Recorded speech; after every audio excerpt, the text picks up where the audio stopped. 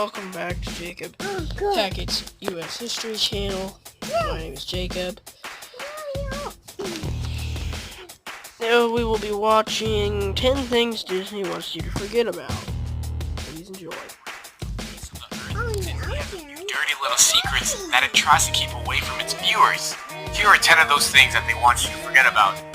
Number 10, The Song of the South.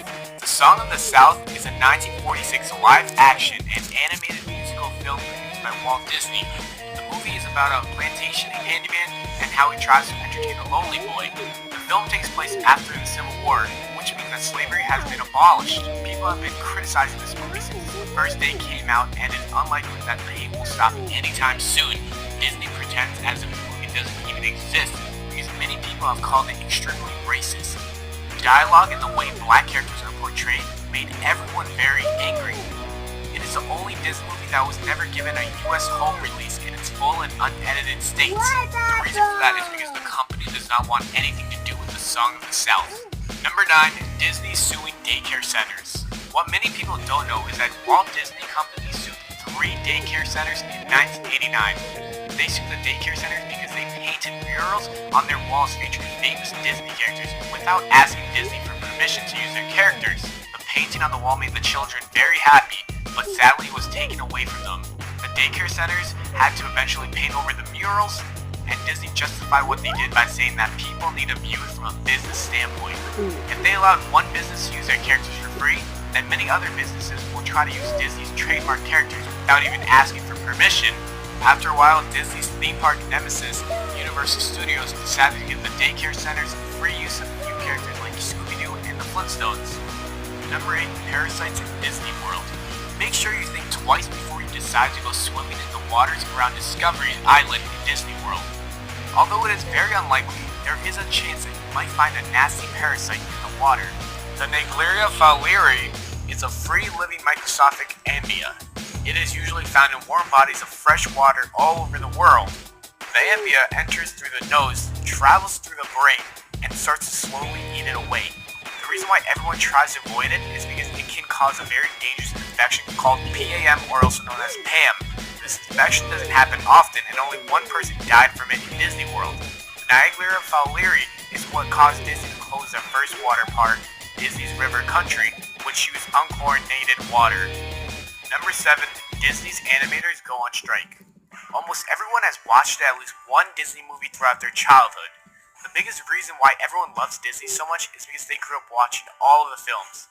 Every kid's dream is to hopefully one day work at Disney World or create movies for the company. They probably don't know that working at Disney is not as fun as it looks.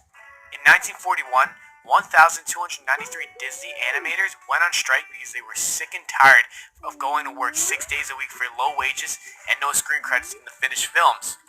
They knew for a fact that they deserved much more money than the amount Disney was giving them.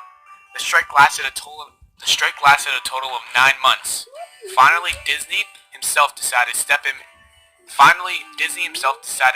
and fix the problem, and he negotiated with the animators. Number 6. There is not much people know about Walt Disney, except for the fact that he really loved his country and had strong political beliefs. Disney's most shocking secret is that he was an FBI informant. He developed a strong friendship with John Hoover, who used to be the director of the FBI. They wanted to team up so they could find Soviet sympathizers working in show business. Disney was an owner of a very successful company, and he was afraid that communist influence would cause his workers to organize a union that would lead to a higher pay. The number of people Disney had thrown under the bus is unknown.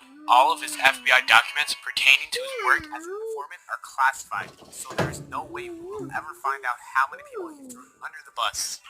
Number 5, Disney's World War II propaganda. During World War II, Walt Disney organized the production of hundreds of pro-American propaganda and military training films from 1942 to 1945, where they would create and promote these propaganda films for the U.S. government. Disney's production benefited the U.S. government because it promoted an effort to increase support for the war.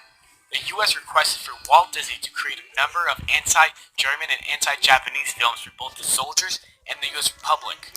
They wanted to portray these territories and their leaders as controlling monsters without any morals. Majority of the films were not seen by the general public. Instead, they were training films intended for active military personnel. One of the more famous of Disney's propaganda films featured famous Disney cartoon characters dealing with the stresses and complications of war. In the film, the Führer's face, also known as Donald Duck, had a frightening nightmare where he had to deal with the absurd Nazi food rations and endure a hard day's work in an artillery factory.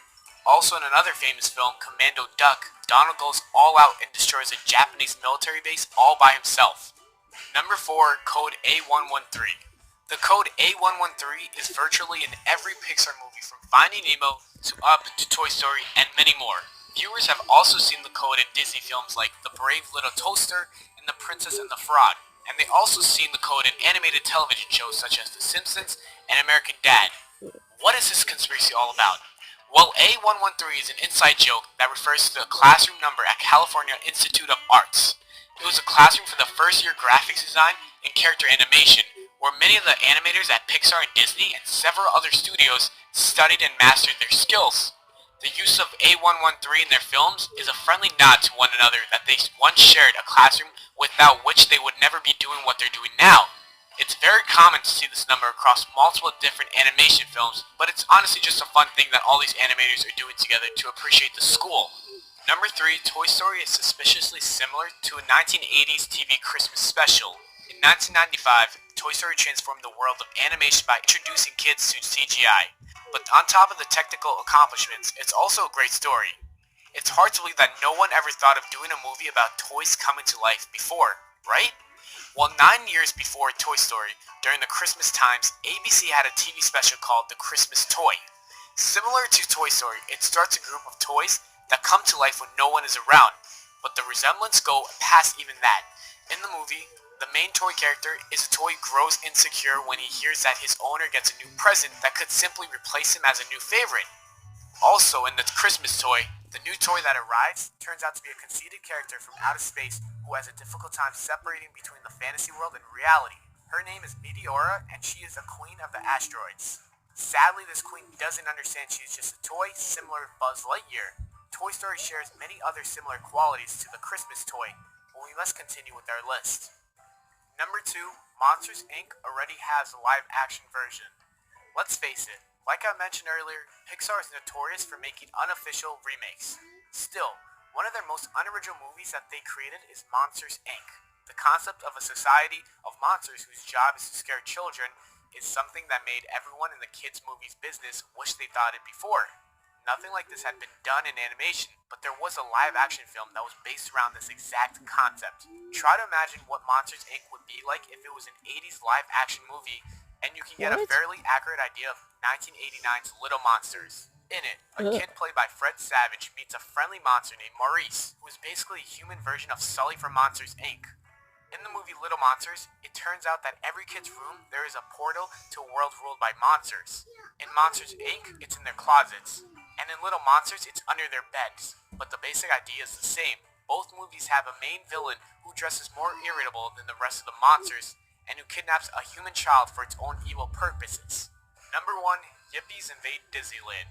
On August 6, 1970, the Los Angeles chapter of the Youth International Party, also known as Yippies, assaulted Disneyland in California and took several sections of the amusement park. The Yippies that took Disneyland that day were part of a leaderless but well-known counter-cultural organization that showed free speech and anti-war protests all over the country. In an effort to gain publicity for their cause, the Disney Yippies wanted to disturb as much of Disneyland as they could. Seeing the park and the thousands of tourists visiting that day as representatives of the man. After changing a few American flags with the Youth International Party flags, and commonly being as annoying as you can imagine, Disneyland security stepped up and kicked the Yippies out of the park, at which point the Yippies disbanded their protests, threw up a peace sign, and disappeared in heartbeat. Thanks for watching the video, guys. I hope you enjoyed. If you did, don't forget to leave a like, subscribe for more. Please subscribe to Official Life Facts, and I will see you guys next time. Thank you for sticking with me to the end. If you have, special shout out may come in the next video. But before we go, I'd like to spend a shout out in this video to Trevor Gearing, who's a friend of mine. Please go check out his channel, subscribe. And if you haven't subscribed to this channel, like, and I'll see you guys next time.